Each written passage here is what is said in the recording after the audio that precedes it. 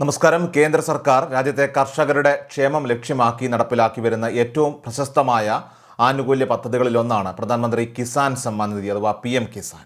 രാജ്യമെമ്പാടുമുള്ള ദശകോടിക്കണക്കിന് കർഷക കുടുംബങ്ങൾക്ക് താങ്ങായി മാറിയ ഈ പദ്ധതിയെക്കുറിച്ച് ഏറ്റവും സന്തോഷകരമായ ഒരു ഔദ്യോഗികമായിട്ടുള്ള വിവരമാണ് ഇപ്പോൾ പുറത്തു വന്നിരിക്കുന്നത്. ഈ പദ്ധതി എത്ര കാലം തുടരുമെന്ന കാര്യത്തിൽ വൻതോതിലുള്ള സംശയങ്ങളും ആശങ്കകളും ഒക്കെ തന്നെ സാധാരണക്കാരായിട്ടുള്ള കർഷകർക്കിടയിൽ നിലനിന്നിരുന്നു. എന്നാൽ വരും വർഷങ്ങളിലും ഈ സാമ്പത്തിക ധനസഹായം തടസ്സമില്ലാതെ തുടരുമെന്ന കാര്യം കേന്ദ്ര സർക്കാർ ഇപ്പോൾ ഔദ്യോഗികമായി തന്നെ ഉറപ്പു നൽകിയിരിക്കുകയാണ്. വരുന്ന അടുത്ത 5 വർഷക്കാലത്തേക്ക് കൂടി പദ്ധതിയുടെ കാലാവധി നീട്ടാനായിട്ട് കേന്ദ്ര ഗവൺമെൻറ് തീരുമാനമെടുത്തിട്ടുണ്ട്. ഇതിനായിട്ട് 2030-31 വരെയുള്ള സാമ്പത്തിക വർഷങ്ങളിലേക്ക് ഏകദേശം 3.15 ലക്ഷം കോടി രൂപയുടെ കൂറ്റൻ തുകയാണ് മുൻകൂറായിട്ട് അനുവദിക്കുകയും നീക്കിവെക്കുകയും ചെയ്തിരിക്കുന്നത്. സർക്കാരിൻ്റെ ഈ സുപ്രധാന തീരുമാനം വഴി ലക്ഷക്കണക്കിന് കർഷക കുടുംബങ്ങൾക്ക് സാമ്പത്തിക ഭദ്രതയും കൃഷി ആവശ്യങ്ങൾക്കുള്ള തുടർച്ചയായിട്ടുള്ള പിന്തുണയും ഉറപ്പാക്കാൻ സാധിക്കും. PM കിസാൻ സമ്മാൻ നിധി പദ്ധതി വഴി അർഹരായിട്ടുള്ള ഓരോ കർഷകനും പ്രതിവർഷം 6000 രൂപ വീതമാണ് സാമ്പത്തിക ധനസഹായമായിട്ട് ലഭിക്കുന്നത്. ഈ തുക ഒന്നിച്ച് നൽകുന്നതിന് പകരം ഗഡുക്കളായിട്ട് നേരിട്ട് കർഷകരുടെ ബാങ്ക് അക്കൗണ്ടുകളിലേക്ക് നിക്ഷേപിക്കുകയാണ് ചെയ്യുന്നത്. തുക വർദ്ധിപ്പിക്കണം എന്നുള്ള ആവശ്യം അത് കർഷകരുടെയൊക്കെ തന്നെ ഭാഗത്തു നിന്നും ഉയരുന്നുണ്ടെങ്കിലും തുകയിൽ വലിയൊരു വർധനവ് ഇനി പ്രതീക്ഷിക്കേണ്ടതില്ലെന്നാണ് സൂചനകളൊക്കെ തന്നെ വ്യക്തമാക്കുന്നത്. കാരണം പ്രതിവർഷം 6000 രൂപ നിരക്കിൽ രാജ്യത്തെ 10 കോടിയോളം വരുന്ന കർഷകർക്ക് തുക തടസ്സമില്ലാതെ എത്തിക്കുന്നത് സർക്കാരിനെ സംബന്ധിച്ച് ഭീമമായിട്ടുള്ള ഒരു സാമ്പത്തിക ബാധ്യതയാണ്. ആഗോളതലത്തിൽ തന്നെ എടുത്തു പരിശോധിച്ചാൽ ഗുണഭോക്താക്കളുടെ എണ്ണത്തിലും വിതരണം ചെയ്യുന്ന തുകയുടെ വലിപ്പത്തിലുമൊക്കെ ലോകത്തിലെ തന്നെ ഏറ്റവും വലിയ ഡയറക്റ്റ് ബെനിഫിറ്റ് ട്രാൻസ്ഫർ DBT പദ്ധതികളിൽ ഒന്നാണ് PM കിസാൻ. ഇടനിലക്കാരുടെ ചൂഷണം പൂർണ്ണമായിട്ടും ഒഴിവാക്കി അർഹരായിട്ടുള്ള കർഷകരുടെയൊക്കെ തന്നെ അക്കൗണ്ടുകളിലേക്ക് തുക നേരിട്ടെത്തിക്കുന്നു എന്നത് ഈ സാമ്പത്തിക മാതൃകയുടെ ഏറ്റവും വലിയ സവിശേഷതയാണ്.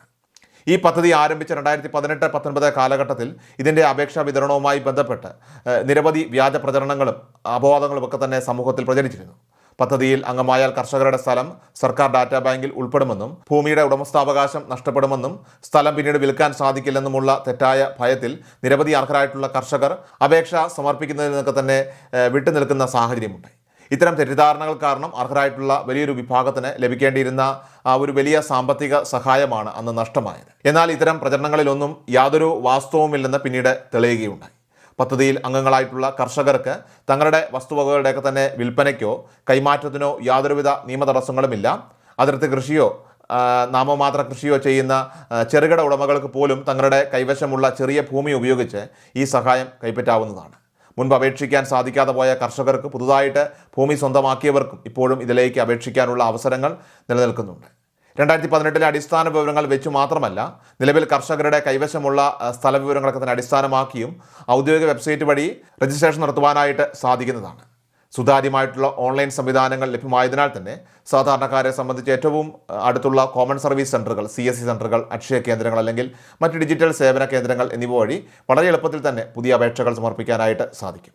അപേക്ഷകൾ നൽകുമ്പോൾ കൃത്യമായിട്ടുള്ള രേഖകൾ അതുപോലെ നിങ്ങളുടെ ഭൂമിയുടെ വിവരങ്ങളും നൽകിയാൽ യാതൊരു കാലതാമസവും ഇല്ലാതെ കർഷകർക്ക് തുടർന്നും വരുന്ന ഗഡുക്കളുടെയൊക്കെ തന്നെ ആനുകൂല്യ പട്ടികയിൽ ഉൾപ്പെടാനായിട്ട് സാധിക്കുന്നതാണ്. കേരളത്തിലെ കർഷകരെ സംബന്ധിച്ചിടത്തോളം നിലവിൽ വരുന്ന ഗഡുക്കൾ അത് മുടങ്ങാതെ ലഭിക്കുന്നതിനായിട്ട് ചില സുപ്രധാന നടപടിക്രമങ്ങളൊക്കെ തന്നെ പൂർത്തിയാക്കേണ്ടതായിട്ടുണ്ട്. സംസ്ഥാനത്തെ പല കൃഷിഭവനുകളിൽ നിന്നുമൊക്കെ തന്നെ കർഷകർക്ക് ഈ KYC പൂർത്തിയാക്കുന്നതിനായിട്ട് പ്രത്യേക അറിയിപ്പുകൾ നൽകി വരുന്നുണ്ട്. ഇതിനായി കർഷകർ നിങ്ങളുടെ ആധാർ കാർഡ്, അതോടൊപ്പം തന്നെ ഭൂമിയുടെ ആധാരം, ബാങ്ക് പാസ്ബുക്ക് തുടങ്ങിയ രേഖകളുമായിട്ട് അക്ഷയ കേന്ദ്രങ്ങളെയോ കോമൺ സർവീസ് സെൻ്ററുകളെയോ സമീപിക്കേണ്ടതായിട്ടുണ്ട്.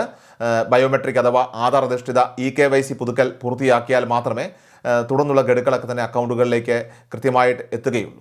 ജൂൺ മാസം 30ഓടെ KYC സമയം അവസാനിച്ചുവെന്ന രീതിയിലൊക്കെ തന്നെ പ്രചരിച്ചിരുന്ന വാർത്തകൾ അടിസ്ഥാനരഹിതമാണ്. ഇതിനായിട്ട് കേന്ദ്ര സർക്കാർ പ്രത്യേകം അവസാന തീയതി നിശ്ചയിച്ചിട്ടില്ലെങ്കിലും അടുത്ത ഗഡു തുക അത് എത്തുന്നതിന് മുൻപായി തന്നെ ഈ പ്രക്രിയ പൂർത്തീകരിക്കാനായിട്ട് എല്ലാ കർഷകരും ശ്രദ്ധിക്കേണ്ടതാണ്.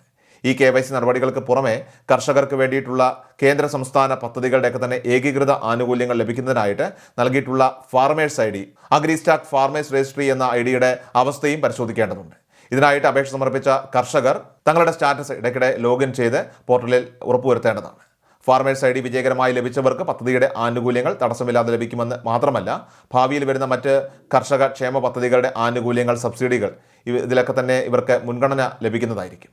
കൃത്യമായിട്ടുള്ള ഇടവേളകളിൽ ഔദ്യോഗിക വിവരങ്ങളൊക്കെ തന്നെ പരിശോധിക്കുകയും ആധാർ ബാങ്ക് അക്കൗണ്ട് ബന്ധിപ്പിക്കൽ അതോടൊപ്പം തന്നെ സാങ്കേതിക പുതുക്കൽ എന്നിവയൊക്കെ തന്നെ സമയബന്ധിതമായി തന്നെ പൂർത്തിയാക്കുകയും ചെയ്യുന്നത് വഴി കിസാൻ സമ്മാൻ നിധി തുക അത് പൂർണ്ണമായും തടസ്സമില്ലാതെ നിങ്ങളുടെ ബാങ്ക് അക്കൗണ്ടുകളിലേക്ക് തീർച്ചയായിട്ടും എത്തിച്ചേരുന്നതാണ്.